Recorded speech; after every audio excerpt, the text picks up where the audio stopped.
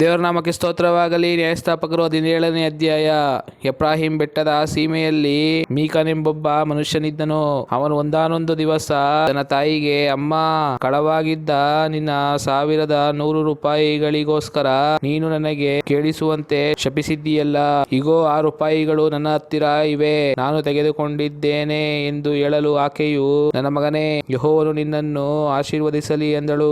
ಅವನು ಆ 1100 ರೂಪಾಯಿಗಳನ್ನು ತನ್ನ ತಾಯಿಗೆ ಹಿಂದಕ್ಕೆ ಕೊಡಲು ಆಕೆಯು, ನನ್ನ ಮಗನಿಗೆ ಹಿತವಾಗಲೆಂದು ಈ ಹಣವನ್ನು ಯೆಹೋವನಿಗೆ ಹರಕೆ ಮಾಡಿದ್ದೇನೆ, ಇದರಿಂದ ಒಂದು ಎರಕದ ವಿಗ್ರಹವನ್ನು ಮಾಡಿಸಿ ನಿನ್ನ ವಶಕ್ಕೆ ಕೊಡುವೆನು ಎಂದು ಹೇಳಿ, ಮಗನು ಹಿಂದಕ್ಕೆ ಕೊಟ್ಟ ರೂಪಾಯಿಗಳಲ್ಲಿ 200 ರೂಪಾಯಿಗಳನ್ನು ತೆಗೆದುಕೊಂಡು ಅಕಸಾಲಿಗನಿಗೆ ಕೊಟ್ಟಳು. ಅವನು ಅವುಗಳಿಂದ ಕೆತ್ತನೆಯ ಮತ್ತು ಎರಕದ ವಿಗ್ರಹಗಳನ್ನು ಮಾಡಿಕೊಟ್ಟನು. ಮೀಕನು ಅದನ್ನು ತನ್ನ ಮನೆಯಲ್ಲಿಟ್ಟುಕೊಂಡನು. ಈ ಮೀಕನು ಏಫೋದನ್ನು ವಿಗ್ರಹಗಳನ್ನು ಮಾಡಿಸಿ ಅವುಗಳನ್ನು ತಾನು ಕಟ್ಟಿಸಿದ್ದ ದೇವಸ್ಥಾನದಲ್ಲಿಟ್ಟು ತನ್ನ ಕುಮಾರರಲ್ಲೊಬ್ಬನನ್ನು ಅರ್ಚಕ ಸೇವೆಗೆ ಪ್ರತಿಷ್ಠಿಸಿದನು. ಆ ಕಾಲದಲ್ಲಿ ಇಸ್ರಾಯೇಲರೊಳಗೆ ಅರಸನಿರಲಿಲ್ಲ, ಪ್ರತಿಯೊಬ್ಬನ ಮನಸ್ಸಿಗೆ ಬಂದ ಹಾಗೆಯೇ ನಡೆಯುತ್ತಿದ್ದನು. ಯೆಹೂದದ ಬೆತ್ಲೆಹೇಮಿನವನು, ಯೆಹೂದ ಕುಲದವನು ಆಗಿದ್ದ ಒಬ್ಬ ಯೌವನಸ್ಥನಾದ ಲೇವಿಯು ಉಪಜೀವನಕ್ಕೆ ಅನುಕೂಲವಾಗುವಲ್ಲಿ ವಾಸಿಸಬೇಕೆಂದು ಸ್ವಂತ ಊರನ್ನು ಬಿಟ್ಟು ಪ್ರಯಾಣ ಮಾಡುತ್ತಾ ಎಫ್ರಾಹಿಂ ಬೆಟ್ಟದ ಸೀಮೆಯಲ್ಲಿದ್ದ ಮೀಕನ ಮನೆಗೆ ಬಂದನು. ನೀನು ಎಲ್ಲಿಂದ ಬಂದಿ ಎಂದು ಮೀಕನು ಅವನನ್ನು ಕೇಳಲು, ಅವನು, ನಾನು ಯೆಹೂದದ ಬೆತ್ಲೆಹೇಮಿನವನಾದ ಲೇವಿಯನು, ಉಪಜೀವನಕ್ಕೆ ಅನುಕೂಲವಾಗುವಲ್ಲಿ ವಾಸಿಸಬೇಕೆಂದು ಹೊರಟಿದ್ದೇನೆ ಎಂದು ಉತ್ತರ ಕೊಟ್ಟನು. ಮೀಕನು ಅವನಿಗೆ, ನೀನು ನಮ್ಮಲ್ಲಿರು, ನಮಗೆ ತಂದೆಯು ಯಾಜಕನು ಆಗು, ನಿನಗೆ ವರ್ಷಕ್ಕೆ 10 ರೂಪಾಯಿಗಳನ್ನು, ಒಂದು ದುಸ್ತು ಬಟ್ಟೆಯನ್ನು, ಆಹಾರವನ್ನು ಕೊಡುತ್ತೇನೆ ಅನ್ನಲು ಆ ಲೇವಿಯನು ಒಪ್ಪಿಕೊಂಡು ಅಲ್ಲೇ ವಾಸ ಮಾಡಿದನು. ಹೀಗೆ ಆ ಯೌವನಸ್ಥನು ಅವನ ಮಕ್ಕಳಲ್ಲೊಬ್ಬನಂತಾದನು. ಮೀಕನು ಯೌವನಸ್ಥನಾದ ಆ ಲೇವಿಯನನ್ನು ಯಾಜಕ ಸೇವೆಗೋಸ್ಕರ ಪ್ರತಿಷ್ಠಿಸಿ ತನ್ನ ಮನೆಯಲ್ಲಿ ಇಟ್ಟುಕೊಂಡು, ಒಬ್ಬ ಲೇವಿಯು ನನ್ನ ಮನೆಯಲ್ಲಿ ಯಾಜಕನಾಗಿರುವುದರಿಂದ ಯೆಹೋವನು ನನ್ನನ್ನು ಆಶೀರ್ವದಿಸುವನೆಂದು ಬಲ್ಲೆನು ಅಂದುಕೊಂಡನು. ಆಮೇನ್. ದೇವರ ನಾಮಕ್ಕೆ ಸ್ತೋತ್ರವಾಗಲಿ. ನ್ಯಾಯಸ್ಥಾಪಕರು 18ನೇ ಅಧ್ಯಾಯ. ಆ ಕಾಲದಲ್ಲಿ ಇಸ್ರಾಯೇಲರೊಳಗೆ ಅರಸನಿರಲಿಲ್ಲ. ದಾನ್ ಕುಲದವರಿಗೆ ಆವರೆಗೂ ಇಸ್ರಾಯೇಲರಲ್ಲಿ ಸ್ವಾಸ್ಥ್ಯವು ಸಿಕ್ಕದರಿಂದ ಅವರು ತಮಗೋಸ್ಕರ ವಾಸಸ್ಥಳವನ್ನು ಹುಡುಕುತ್ತಿದ್ದರು. ಮತ್ತು ಅವರು ಚೋರ್ಗಾ, ಎಷ್ಟಾವೋಲ್ ಎಂಬ ಊರುಗಳಿಂದ ತಮ್ಮ ಕುಲದಲ್ಲಿ 5 ಮಂದಿ ಪರಾಕ್ರಮಶಾಲಿಗಳಾದ ಗೂಢಚಾರರನ್ನು ಆರಿಸಿ ಅವರಿಗೆ, ನೀವು ಹೋಗಿ ಲಯಿಷ್ ದೇಶವನ್ನು ಸಂಚರಿಸಿ ನೋಡಿರಿ ಎಂದು ಆಜ್ಞಾಪಿಸಿ ಕಳುಹಿಸಿದರು. ಇವರು ಪ್ರಯಾಣ ಮಾಡುತ್ತಾ ಎಫ್ರಾಯಿಂ ಬೆಟ್ಟದ ಸೀಮೆಯಲ್ಲಿದ್ದ ಮೀಕನ ಮನೆಗೆ ಬಂದು ಇಳುಕೊಂಡರು. ಇವರು ಮೀಕನ ಮನೆಯ ಹತ್ತಿರದಲ್ಲಿ ಆ ಯೌವನಸ್ಥನಾದ ಲೇವಿಯನು ಮಾತಾಡುವುದನ್ನು ಕೇಳಿ ಗುರುತು ಹಿಡಿದು ಅವನ ಬಳಿಗೆ ಹೋಗಿ, ನಿನ್ನನ್ನು ಇಲ್ಲಿಗೆ ಕರೆತಂದವರಾರು? ಇಲ್ಲಿ ಏನು ಕೆಲಸ ಮಾಡುತ್ತೀ? ಏನು ಸಿಕ್ಕುತ್ತದೆ ಎಂದು ಅವನನ್ನು ಕೇಳಲು ಅವನು, ಮೀಕನು ನನಗೆ ಇಂತಿಂತವುಗಳನ್ನು ಸಂಬಳವಾಗಿ ಕೊಡುತ್ತಾನೆಂದು ನಾನು ಅವನ ಯಾಜಕನಾಗಿದ್ದೇನೆಂದು ಹೇಳಿದನು. ಆಗ ಅವರು ಅವನಿಗೆ, ದಯವಿಟ್ಟು ನಮ್ಮ ಪ್ರಯಾಣವು ಸಫಲವಾಗುವುದೋ ಇಲ್ಲವೋ ಎಂಬುದನ್ನು ದೇವರ ಸನ್ನಿಧಿಯಲ್ಲಿ ವಿಚಾರಿಸು ಎಂದು ಬೇಡಿಕೊಳ್ಳಲು ಅವನು, ಸಮಾಧಾನದಿಂದ ಹೋಗಿರಿ, ಯೆಹೋವನು ನಿಮ್ಮ ಪ್ರಯಾಣವನ್ನು ಕಟಾಕ್ಷಿಸುವನು ಅಂದನು.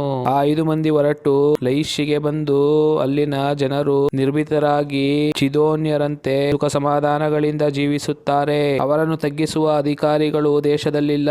ಅವರು ಚಿದೋನ್ಯರಿಗೆ ದೂರವಾಗಿದ್ದು ಯಾರೊಡನೆಯೂ ಬಳಕೆ ಇಲ್ಲದವರು ಎಂಬುದನ್ನು ತಿಳಿದುಕೊಂಡು ಹಿಂತಿರುಗಿ ಚೋರ್ಗಾ, ಎಷ್ಟೋವಲ್ ಎಂಬ ಊರುಗಳಲ್ಲಿ ಇರುವ ತಮ್ಮ ಬಂಧುಗಳ ಬಳಿಗೆ ಬಂದರು. ಅವರ ಬಂಧುಗಳು, ನೀವು ಯಾವ ವರ್ತಮಾನ ತಂದಿದ್ದೀರಿ ಎಂದು ಅವರನ್ನು ಕೇಳಲು ಅವರು, ಹೇಳಿರಿ, ಅವರಿಗೆ ವಿರೋಧವಾಗಿ ಯುದ್ಧಕ್ಕೆ ಹೋಗೋಣ. ನಾವು ಆ ದೇಶವನ್ನು ನೋಡಿದ್ದೆವು, ಅದು ಬಹಳ ಉತ್ತಮ ದೇಶ. ನೀವು ಸುಮ್ಮನೆ ಕೂತುಕೊಳ್ಳುವುದೇಕೆ? ತಡ ಮಾಡದೆ ಹೊರಡಿರಿ, ಆ ದೇಶವನ್ನು ಸ್ವತಂತ್ರಿಸಿಕೊಳ್ಳೋಣ. ನೀವು ಅಲ್ಲಿಗೆ ಹೋಗುವುದಾದರೆ ಅಲ್ಲಿನ ಜನರು ನಿರ್ಭಯದಿಂದ ಜೀವಿಸುವರೆಂದು ಅವರ ದೇಶವು ಬಹುವಿಸ್ತಾರವಾಗಿದೆ ಎಂದು ತಿಳಿದುಕೊಳ್ಳುವಿರಿ. ದೇವರು ಅದನ್ನು ನಿಮ್ಮ ಕೈಗೆ ಒಪ್ಪಿಸಿದ್ದಾನೆ, ಅದರಲ್ಲಿ ದೊರಕದಿರುವ ಪದಾರ್ಥಗಳು ಲೋಕದಲ್ಲೇ ಇಲ್ಲ ಅಂದರು.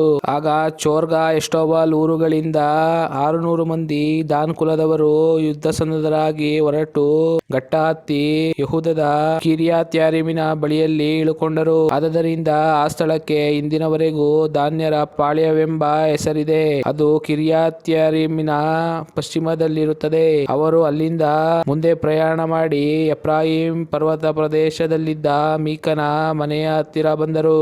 ಆಗ ಲೈಷ್ ದೇಶವನ್ನು ಸಂಚರಿಸಿ ನೋಡುವುದಕ್ಕೆ ಹೋಗಿದ್ದ 5 ಮಂದಿ ತಮ್ಮ ಬಂಧುಗಳಿಗೆ, ಈ ಗ್ರಾಮದಲ್ಲಿ ಒಂದು ಏಫೋದು, ದೇವತಾ ಪ್ರತಿಮೆಗಳು, ಕೆತ್ತನೆಯ ಮತ್ತು ಎರಕದ ವಿಗ್ರಹಗಳು ಇರುತ್ತವೆಂಬುದು ನಿಮಗೆ ಗೊತ್ತುಂಟೋ? ಈ ವಿಷಯದಲ್ಲಿ ಏನು ಮಾಡಬೇಕೆಂಬುದನ್ನು ಆಲೋಚಿಸಿರಿ ಎಂದು ಹೇಳಿ ತಾವು ಅಲ್ಲಿಂದ ಮೀಕನ ಮನೆಯಲ್ಲಿದ್ದ ಯವನಸ್ಥನಾದ ಲೇವಿಯನ ಬಳಿಗೆ ಬಂದು ಅವನ ಕ್ಷೇಮ ಸಮಾಚಾರವನ್ನು ವಿಚಾರಿಸ ಹತ್ತಿದರು. ಇಷ್ಟರಲ್ಲಿ ಯುದ್ಧ ಸನ್ನದ್ಧರಾದ 600 ಮಂದಿ ದಾನ್ಯರು ಬಂದು ಬಾಗಲಲ್ಲಿ ನಿಂತರು.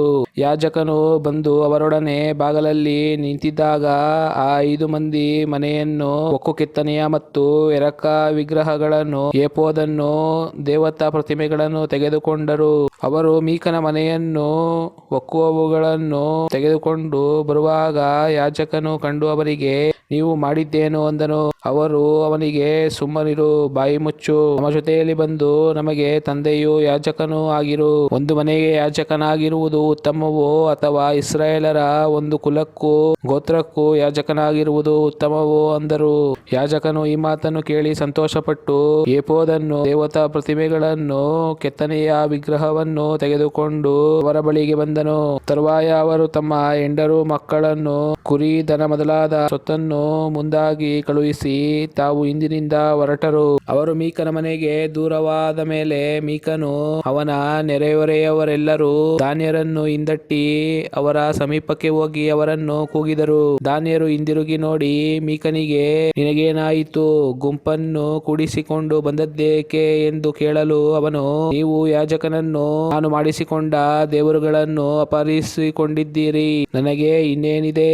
ಹೀಗಿರಲಾಗಿ ನಿನಗೇನಾಯಿತೆಂದು ನೀವು ನನ್ನನ್ನು ಕೇಳುವುದು ಹೇಗೆ ಎಂದನು. ದಾನ್ಯರು ಅವನಿಗೆ, ನಮ್ಮಲ್ಲಿ ಕೆಲವರು ಸಿಟ್ಟಿನವರಿದ್ದಾರೆ. ಅವರು ನಿನ್ನ ಮೇಲೆ ಬಿದ್ದರೆ ನೀನು ನಿನ್ನ ಮನೆಯವರು ಪ್ರಾಣ ನಷ್ಟಪಟ್ಟಿರಿ. ಆದ್ದರಿಂದ ಬಾಯಿ ಮುಚ್ಚಿಕೊಂಡು ಹೋಗು ಎಂದು ಹೇಳಿ ಮುಂದೆ ನಡೆದರು. ಅವರು ತನಗಿಂತ ಬಲಿಷ್ಠರೆಂದು ಮೀಕನು ತಿಳಿದು ಹಿಂದಿರುಗಿ ಮನೆಗೆ ಹೋದನು. ದಾನ್ಯರು ಮೀಕನು ಮಾಡಿಸಿದ ವಿಗ್ರಹಗಳನ್ನು, ಅವನ ಯಾಜಕನನ್ನು ಅಪಹರಿಸಿಕೊಂಡು ಲೈಷಿಗೆ ಹೋಗಿ ಸುಖದಿಂದಲೂ ನಿರ್ಭಯದಿಂದಲೂ ವಾಸವಾಗಿದ್ದ ಅಲ್ಲಿನ ಜನರ ಮೇಲೆ ಬಿದ್ದು ಅವರನ್ನು ಕತ್ತಿಯಿಂದ ಸಂಹರಿಸಿ ಅವರ ಪಟ್ಟಣಗಳನ್ನು ಸುಟ್ಟು ಬಿಟ್ಟರು. ಆ ಪಟ್ಟಣವು ಚಿದೋನಿಗೆ ದೂರವಾಗಿದ್ದರಿಂದ ಸಮೀಪದಲ್ಲಿ ಪರಿಚಯಸ್ಥರು ಇಲ್ಲದರಿಂದ ಅವರಿಗೆ ಸಹಾಯ ದೊರಕಲಿಲ್ಲ. ಬೆತ್ರೆಹೋಬಿನ ತಗ್ಗಿನಲ್ಲಿದ್ದ ಈ ಪಟ್ಟಣವನ್ನು ದಾನ್ಯರು ತಿರುಗಿ ಕಟ್ಟಿಸಿ ಅದರಲ್ಲಿ ವಾಸಿಸಿದರು. ಮುಂಚೆ ಲಹೀಶ್ ಎಂಬ ಹೆಸರಿದ್ದ ಪಟ್ಟಣಕ್ಕೆ ಈಗ ದಾನ್ ಎಂದು ಹೆಸರಿಟ್ಟರು.